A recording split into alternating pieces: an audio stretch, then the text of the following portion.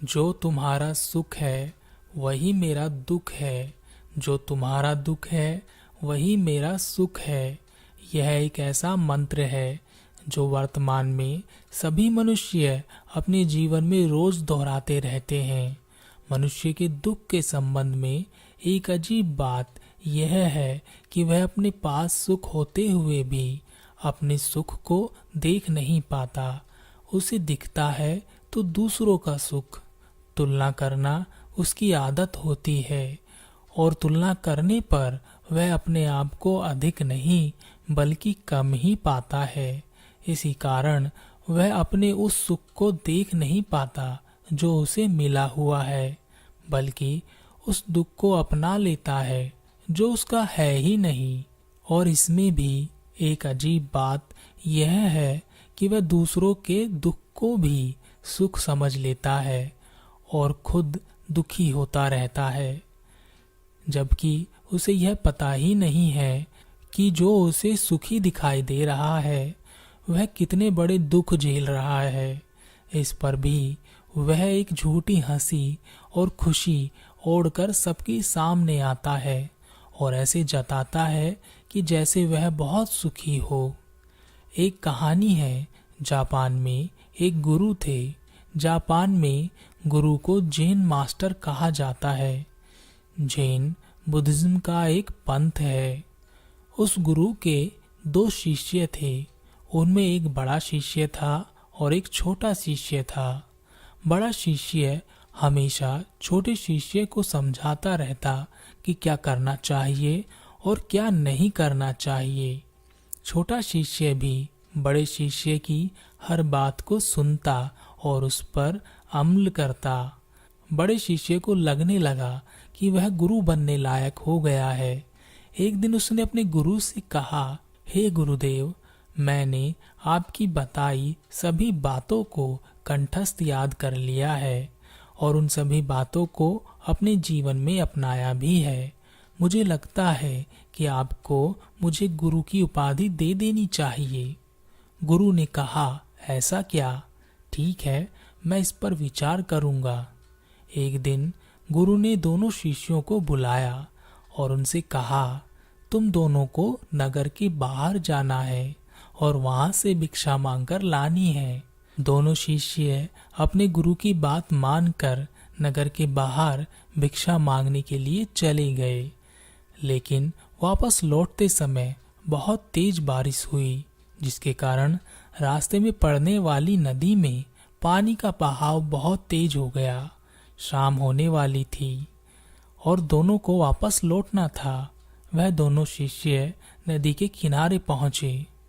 वहां उन्होंने देखा कि एक युवती नदी पार करने की कोशिश कर रही है, लेकिन तेज बहाव होने के कारण वह नदी के बीच में फंस गई है। छोटे शिष्य ने बड़े शिष्य से कहा, आपने देखा वह युवती नदी में बह जाएगी, हमें उसकी मदद करनी चाहिए। बड़े शिष्य ने कहा, मैं जानता हूँ तुम युवा हो और तुम्हारे मन में उठ रही भावनाओं को मैं समझ रहा हूँ। मदद करने के बहाने तुम स्त्री स्पर्श करना चाहते हो, तुम उसे छूना चाहते हो। तुम्हें ऐसा करने की इजाजत मैं नहीं दे सकता। ऐसा करने से हमारे गुरु का अपमान होगा। क्या तुम्हें नहीं पता कि हमारे गुरु ने स्त्री स्पर्श के लिए मना किया है? तुम इस समय कमजोर पड़ रहे हो, अपने आप को साधो और ध्यान दो। छोटे शिष्य ने कहा, आप जो कह रहे हैं ठीक है, लेकिन मैं इस युवती को ऐसे मरने नहीं दे सकता। इसके लिए गुरुदेव जो मुझे दंड देंगे उसके लिए मैं तैयार रहूंगा। यह कहकर वह छोटा शिष्य नदी में उतर गया और उसके पीछे पीछे बड़ा शिष्य भी नदी में उतर गया।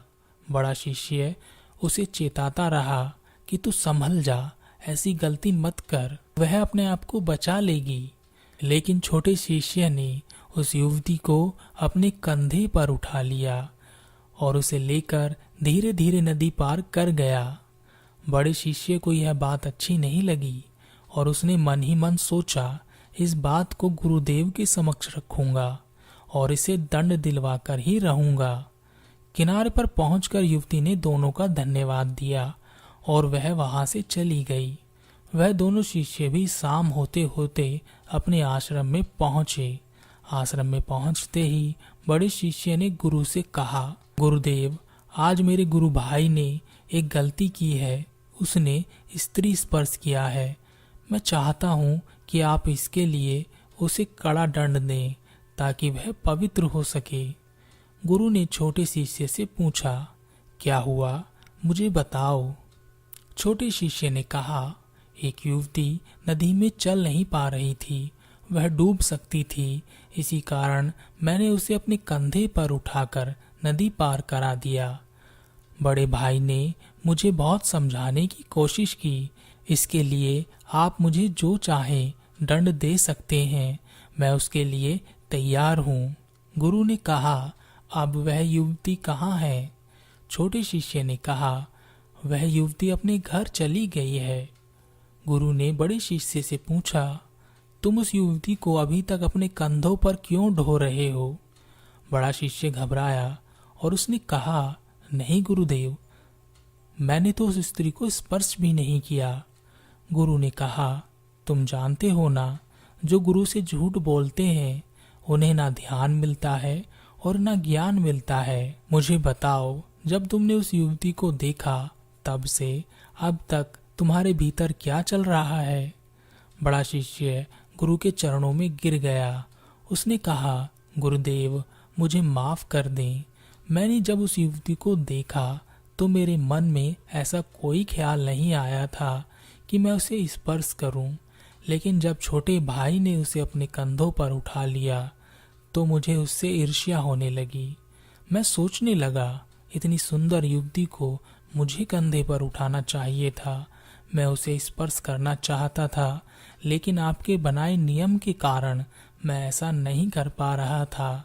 फिर मैंने सोचा कि इस बात के लिए मैं छोटे गुरु भाई को आपसे दंड दिलवाऊंगा। मैं अभी तक उस बात के लिए अफसोस कर रहा था कि मैंने उस युवती को अपने कंधों पर उठाने का मौका छोड़ दिया, लेकिन सच यह है कि मैं अभी भी उसे अपने कंधों पर उठाए उठाए घूम रहा हूँ। गुरु ने छोटे शिष्य से पूछा, क्या तुम्हें उस युवती को कंधे पर उठाने में आनंद मिला?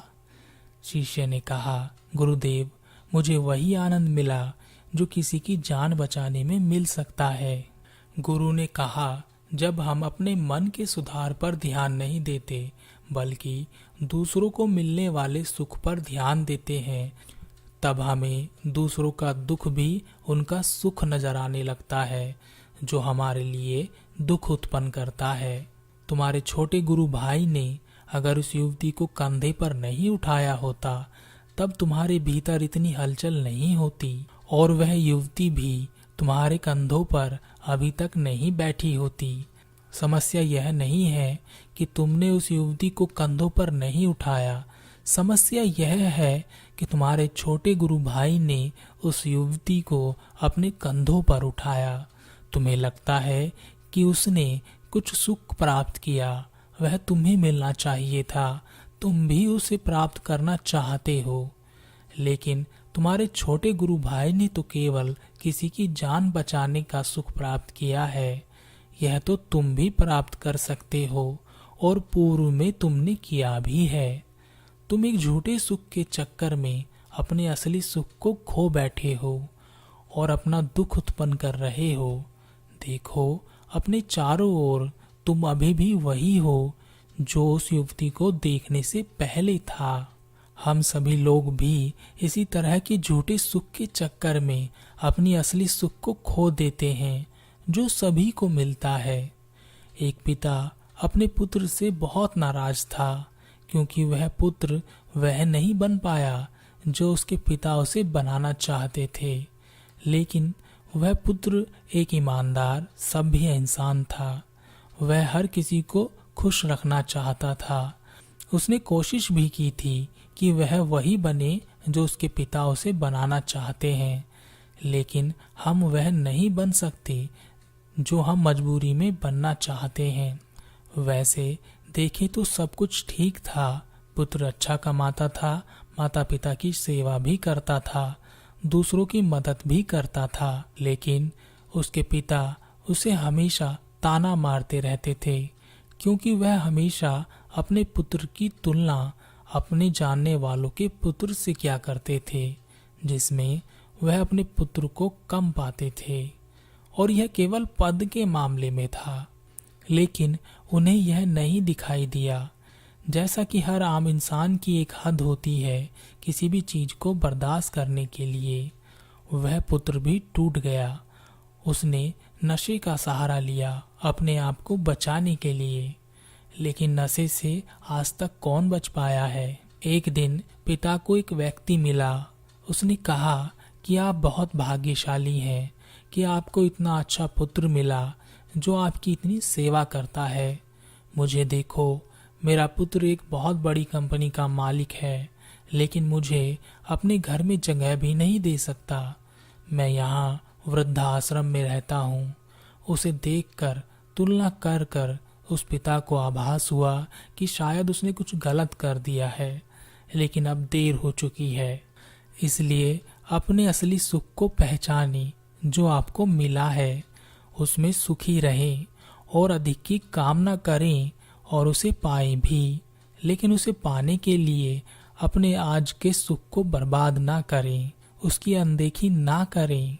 संघर्ष करें और मजबूती से खड़े रहें। आप जो चाहते हैं आपको मिलेगा, लेकिन जो मिला हुआ है उसे मत खोएं।